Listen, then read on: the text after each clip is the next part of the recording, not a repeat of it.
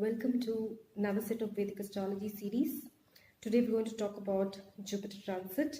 As we all know, Jupiter is moving from Tula Rashi to Vrishika Rashi on 11th of October 2018. Jupiter is going to transit from 7th house of Kalapurusha to the 8th house of Kalapurusha.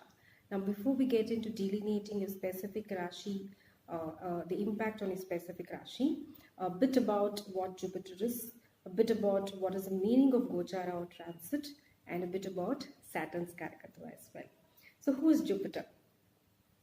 Jupiter is the biggest planet in the cabinet ministry, right? It is said in one of the Sanskrit shlokas, Brahattanu Pingalamurti Jeksheno, Brahattanu Shreshtamurti Kavatmakaha. So Jupiter is someone who's noble in nature, who's got a very prosperous look, who's actually having honey-colored eyes and is also phlegmatic in nature, right? All planets, each of the Rashi has ownership. All the 9 planets own a particular Rashi, and Jupiter rules 2 Rashis, which is Dhanush Rashi and Meena Rashi, right? Both Dhanush Rashi and Meena Rashi is a dual signs, but Dhanush Rashi is actually a Rashi which is the 9th house of Kalapurusha, and Meena Rashi is the 12th house of Kalapurusha. The 9th house of Kalapurusha is the Bhagyasthana. It actually talks about religion, or rather I would say that it talks about the belief systems, right? So this Jupiter is a Jupiter who's highly religious in nature, who's highly principled in nature, who always wants to talk about rules, to follow rules, and who also preaches rules and regulations. He's not intolerant to anything who is not abiding by these rules and regulations, right?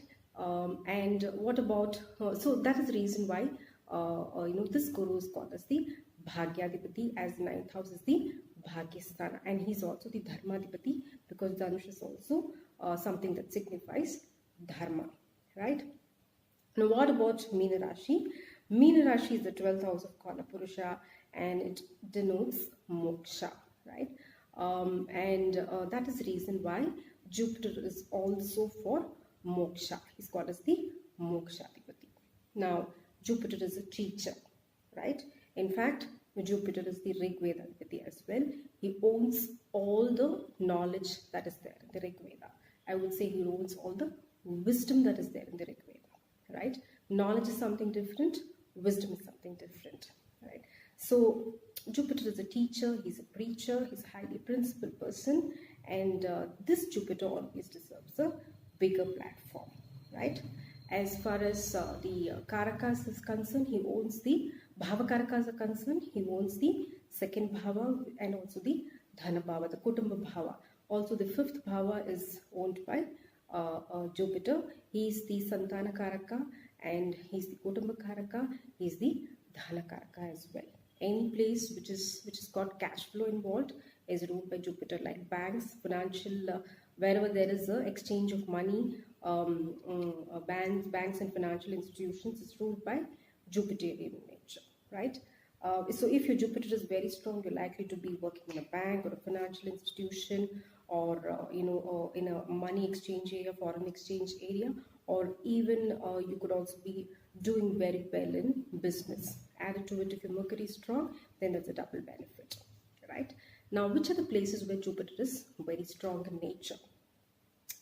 Jupiter exalts in Karkataka Rashi, Cancer Rashi, and debilitates in Makara Rashi. What does it mean? Jupiter gains a lot of strength in all these tattvas that I was talking about, and he does not have that much of strength in Makara Rashi, right? And his tattva is phlegmatic in nature. As far as the body organs are concerned, Jupiter actually rules the liver. He also rules the fat cells, and also the lungs, the respiratory system. The complete respiratory system is ruled by Jupiter. So if Jupiter is weak, there's a possibility that these places can actually trigger some reaction, due to which you may fall sick. So now let's talk about the aspects. Every planet has an aspect. It's also called as drushti, like how I'm able to see something from here. That's called as the drushti. Every planet has a drushti from where it's sitting, right? Which means that this planet is able to bless that particular house with whatever karakatvas that it is having. So Jupiter as such aspects the 5th house from where it's posited, the 7th house from where it's posited, and the 9th house from where it's posited. So basically it is 5, 7 and 9. Especially Jupiter is a karaka of the 5th house, so which is for children, which is for Purva Punya Sthana. Aspect of Jupiter on the 5th house is highly recommended, highly beneficial, number 1.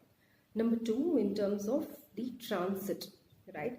Whenever Jupiter is transiting into your 2nd house, the 5th house, the 7th house, the 9th house, and the 11th house, it's supposed to be extremely beneficial, especially if your 9th lord is also aspecting these signs.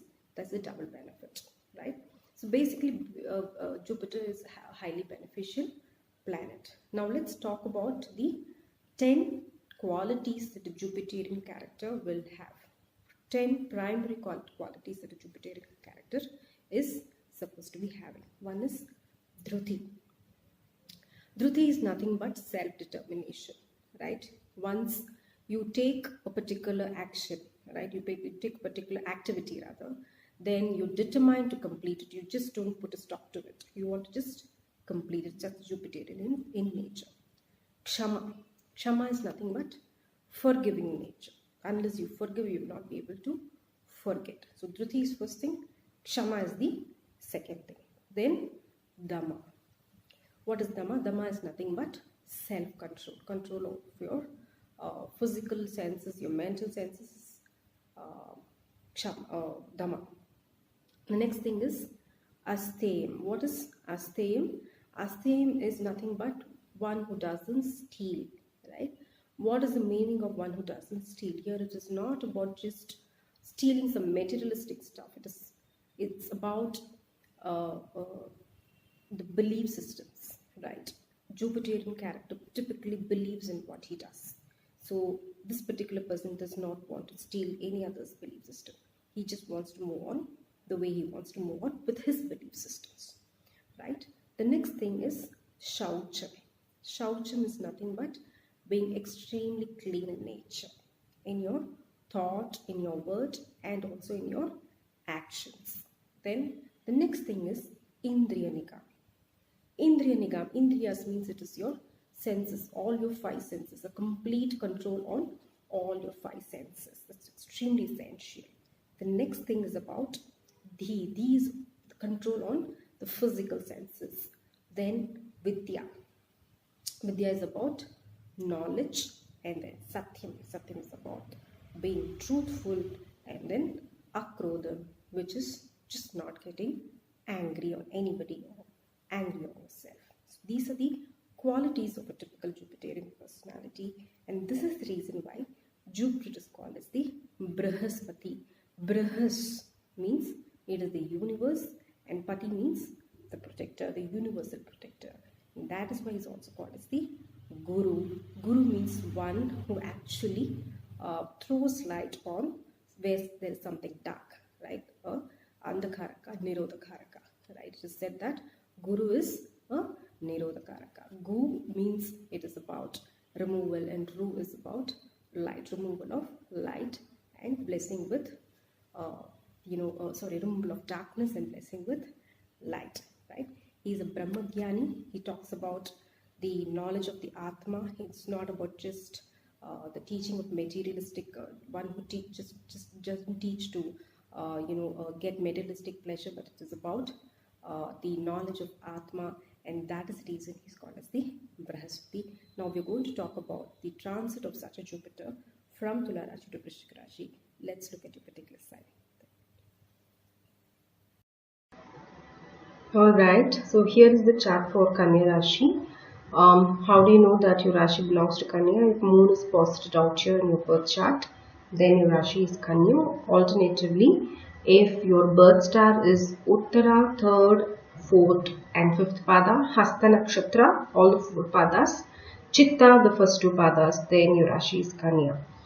The lord of this Rashi is Mercury, and Jupiter is transiting from your Kutumbasthana, the Vaksthana, to the 3rd house. Third house is actually owned, the third house is Scorpio and is owned by Mars, a dead enemy of Mercury. Third house is Parakramasthana, self-efforts. It indicates co-bonds, it indicates longevity, it indicates venture capital funding. And this is a house, Scorpio is a house where moon gets debilited, and moon signifies your mind, your thoughts, your approach towards life, and moon debilitates in this sign, which means Jupiter sitting out here in the sign can make you actually think more, because wherever Jupiter is sitting, it amplifies that bhava. So far you might have compressed your thoughts. Since moon is debilitating here, you might have compressed your thoughts, and this is a time where amplification of your thoughts and desires will happen. So you will start expressing more. In which are the areas where you will start expressing? Jupiter out here is actually aspecting the 7th house. It is also aspecting the 9th house, and it is also having the 5th aspect, which is the 11th house. So this is the time where you might actually find somebody whom you like. You may want to get married, or a soul partner, your life partner, and probably you might also figure out a business partner through whom you may actually get bhagya. 9th house is the house of bhagya. So these are all some long-term interests that you had, which you will start expressing. People around you may get amazed that you seem to be a different personality and you're not the same person. Don't give too much of importance to that. Just go with the flow. Now, as far as the placement of Saturn is concerned, Saturn is in the 4th house, and in the month of March, Ketu is joining Saturn in your 4th house. This can actually make you work a lot of hard work. I'm seeing probably some sleepless nights, because Saturn is aspecting, having the 10th aspect on your Lagna. So lot of hard work, and probably a travel, being away from the family, shifting of houses, for the sake of progress, for the sake of achieving your dreams is seen. Be prepared for it. Thank you so much.